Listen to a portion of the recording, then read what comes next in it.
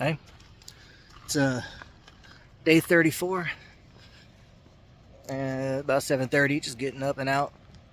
Haven't even had breakfast. I was like, I want to go see stuff because I didn't see anything yesterday. And look, I can hear the water running down, but it's pretty steep. Can't see anything. That's all right. Yeah, day 34, so getting up, and I'm out here by Lake Siskiyou, and there's some waterfalls. You know what? I enjoyed my waterfalls for breakfast so much the other day that I thought, there's a spot up here with 2 waterfalls. There's got to be double the breakfast, right? I'll probably be too full, but no big deal. Yeah. Last night was a lot of just chilling.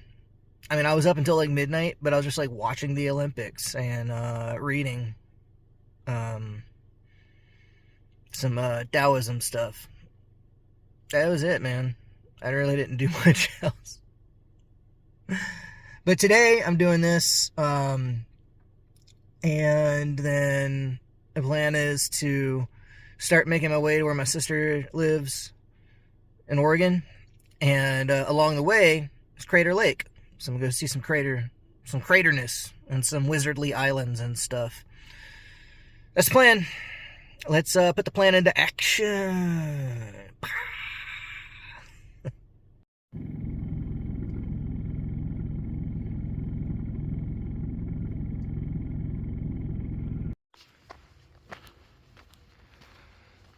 Well, it looks like the waterfalls are up this road. I just tried driving up it because I was like, oh, Google Maps says that the trailhead is up here, but you can only get so far in a tiny car like mine. Even, like, I'm a pretty decent 4x driver. Not that my car has 4x, but there's only so much you can do with the limited clearance. So we're hiking up this road to find the falls. Well, I got a little confused because there's a trail here, but fortunately, well, I missed this one. The one that says, hey, falls this way, but I did see go this way. So we continue up the road. Dude, this is pretty cool. So this must be May Spring, which the road I came in on was named after. And as you can see, it is still a nice flowing spring. I bet that is ice cold. Yep. It's nice. Oh man.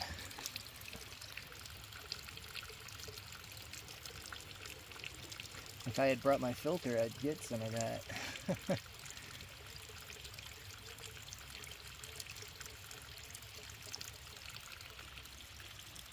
This is just a short hike straight across over here and down to where the falls are, so let's go check it out.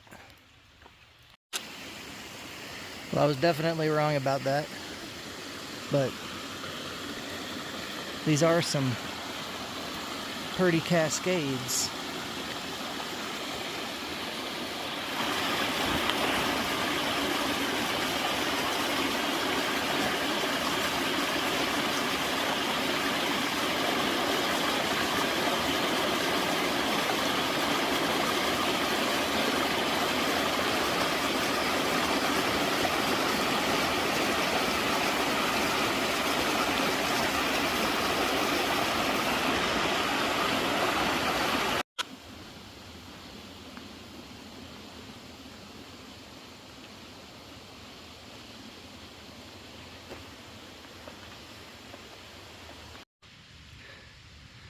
Oh, this painted rock glen looks like falls. So maybe this is the turn for the falls. Let's go see. Ooh. That's pretty.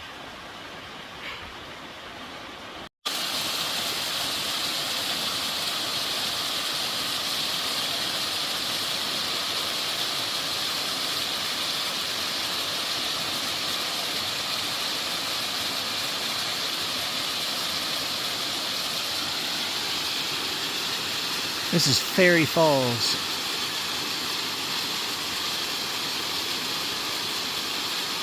And that's really cool the way it cascades down the rocks, man. This probably wouldn't be a bad little swim hole if it were a little bit later in the day.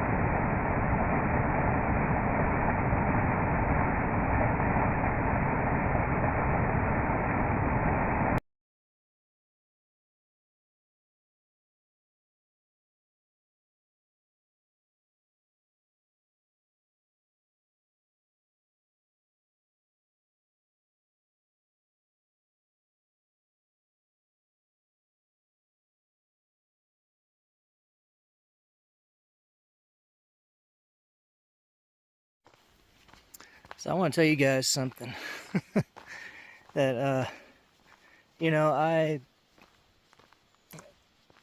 I've from my time living in the desert, I've grown really accustomed to appreciating when there's water. I was rereading a book that I love called Wind, Sand, and Stars, which is a phenomenal book, and I highly suggest it to people. Some parts of it are a little dated, but it's really good. And anyways,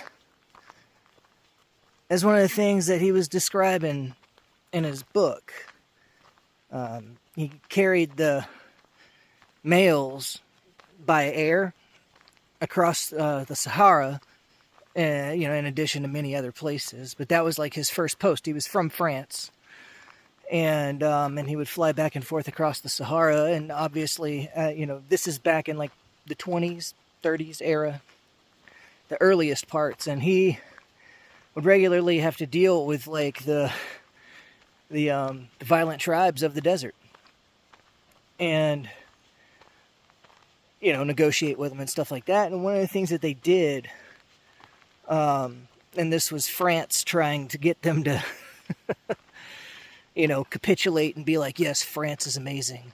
The French, oh, they're gods, you know. But they took some of the leaders of these tribes and flew them to France. And, you know, took them to Paris and showed them all the big things that they made and stuff. And took them to the Alps and showed them the Alps. And one of the things that they took away from the whole thing, the most impactful thing for them, these members of the desert who spend so much time and effort just to be able to like base a survival around just finding and getting water, they the thing that was most impactful for them was seeing a waterfall.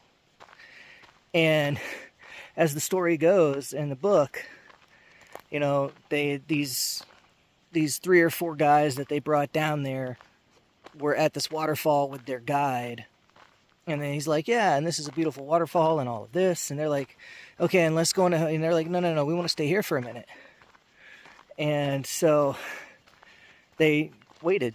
You know, he's like, fine, okay. And then after a little bit, he's like, okay, we really need to get going. We got stuff we need to do. And these guys are like, no, you don't understand. We need to wait. And the guy's like, wait for what? And they're like, the end of the water. We want to see exactly how much your God is giving you. And the guy looks at him and he's like, this has been flowing for 1,000 years, at least thousands of years.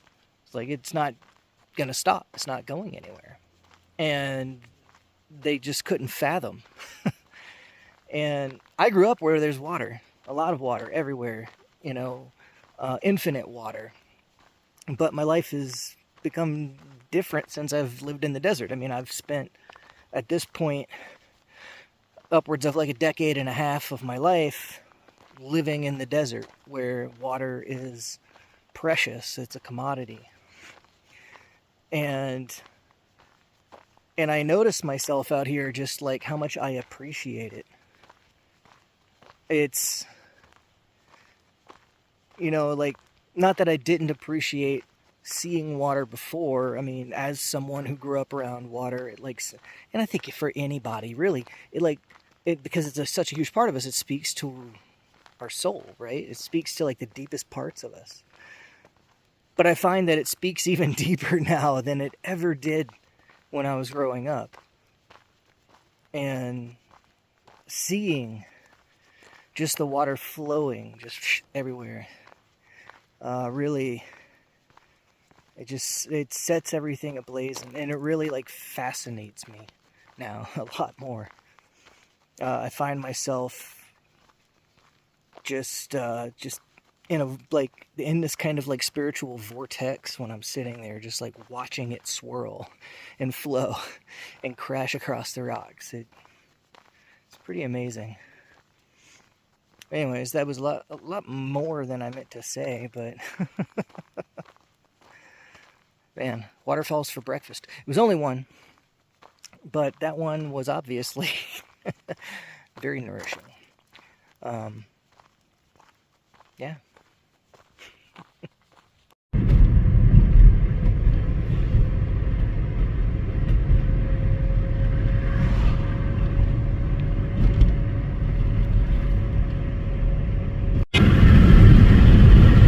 Well, it's starting to get really smoky up here. My sister told me that further up is where a lot of the smoke from the park fire was. You can kind of see how hazy it is out there.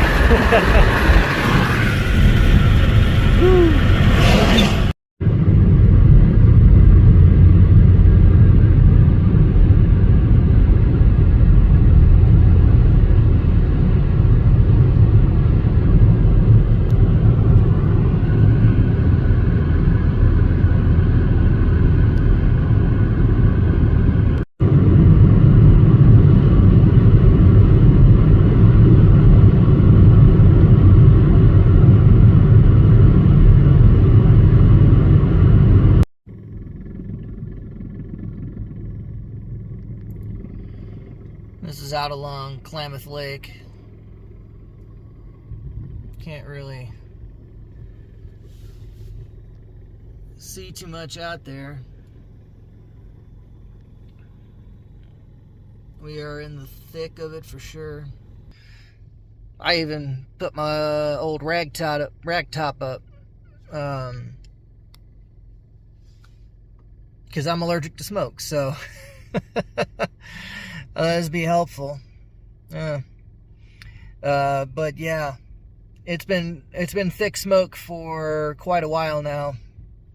It's like 10:30. It's been for like at least an hour, and you can hardly see anywhere. It's absolutely bonkers. We'll see. Hopefully it's not this thick at Crater Lake, but we'll see.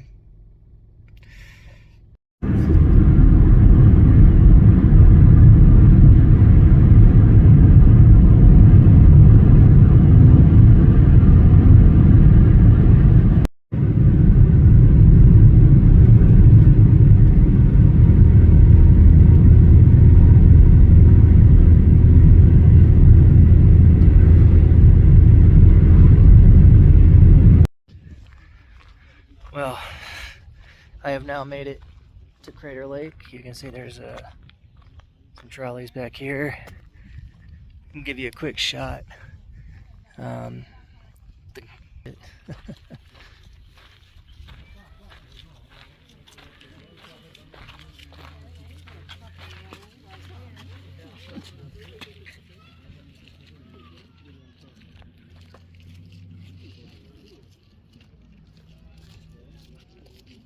It's definitely impressive. But they got a cafe and a gift shop, and I'm gonna go hit that before I start hitting some of the viewpoints, because I could use a snack.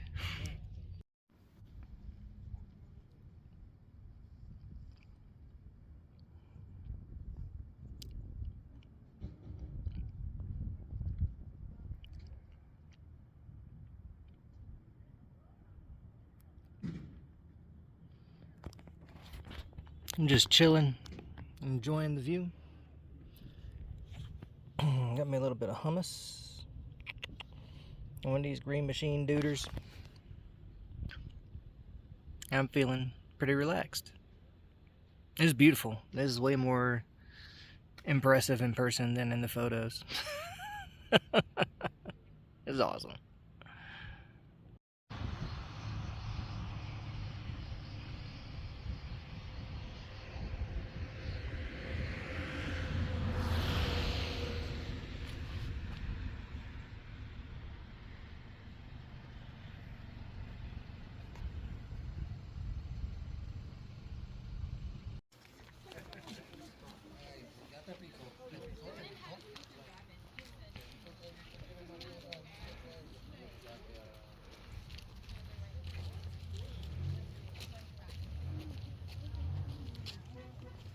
It is snow.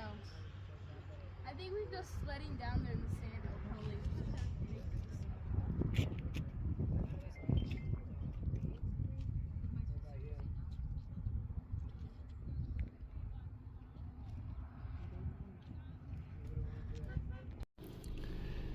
Now, I don't know if y'all can see this, but I can definitely see it, like right, let's see, over here. I can see it way off in the distance in the haze where there's an active fire and the smoke is coming up and the whole area is just choked out. But this West Rim Drive is pretty phenomenal. Had to go back to Bandito mode because it's getting thicker again. It wasn't too bad up by the visitor center. The farther around I get, the smokier it gets. I'll be glad to get through it to some clean air, because I can feel it making me kind of tired, and I can feel my eyes getting a little puffy. Worth it though. This place is phenomenally beautiful. the whole thing.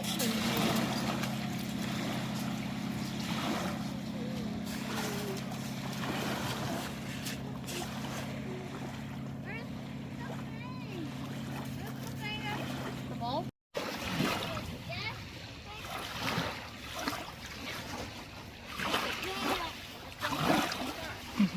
He said, "Let's go." You hear him? That was Chip's final about like, How was Larry doing? Yes, I